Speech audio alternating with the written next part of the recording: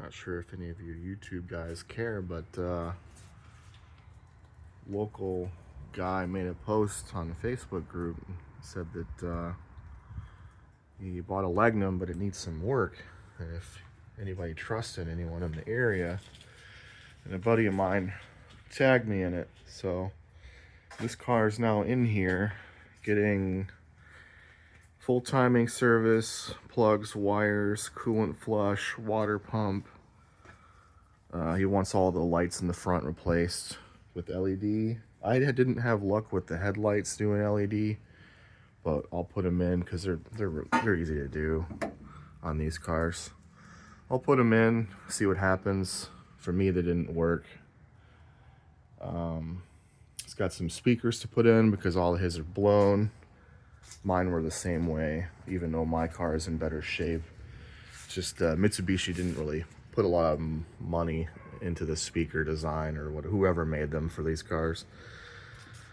Transmission fluid flush, all the typical fluids. So the AYC, we're gonna drop that fluid, do that. Oil change, typical. And then the tach's not working, so it might be the IFS sensor, which is these right here. The car is running though, so not exactly sure what that's about. I'll run the wire. If you have the same situation, you can just tap this wire right down here off of the crank angle sensor, and you can run it to this white wire in here, or there's another one over here. It's a diagnostic connector. I'd have to dig it out, but it's in there. We'll see if that fixes that, and if so, I'll have him we'll just delete that so it doesn't have any problems later. Looks like the cylinder 1 coil has been replaced at some point.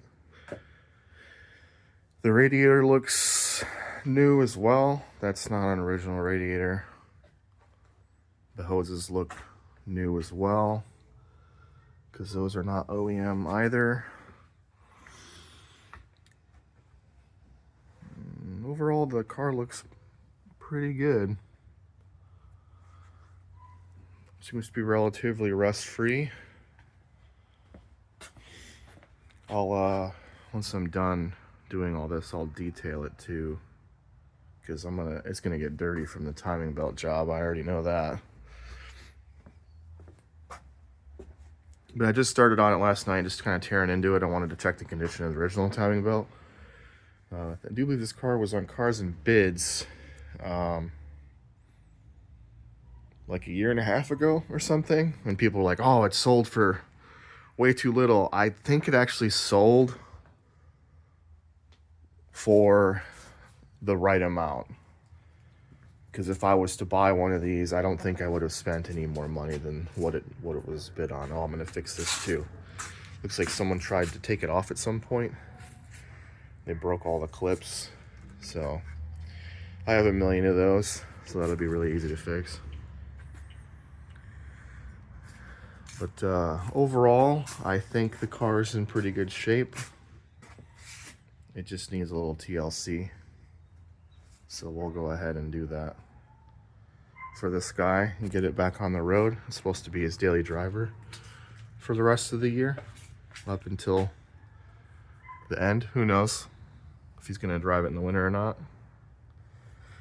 I probably wouldn't, just because it seems to be rather rust-free, and these cars just don't like salt, so I had to drive mine a little bit this winter, and it's annoying, so we'll see. But we'll get this back on the road for him for the spring. And plus, the labor on this is paying fairly well, and that'll help me get that guy back on the road so we can take it to the track this year. So that's the goal. I actually do like the cloth interior on these. I have the leather interior.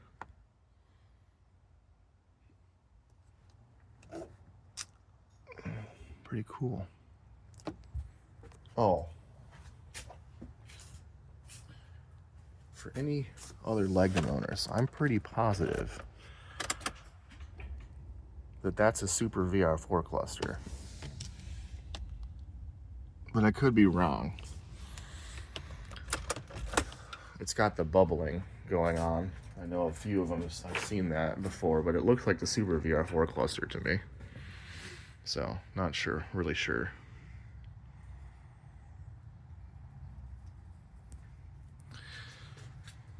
Pretty nice.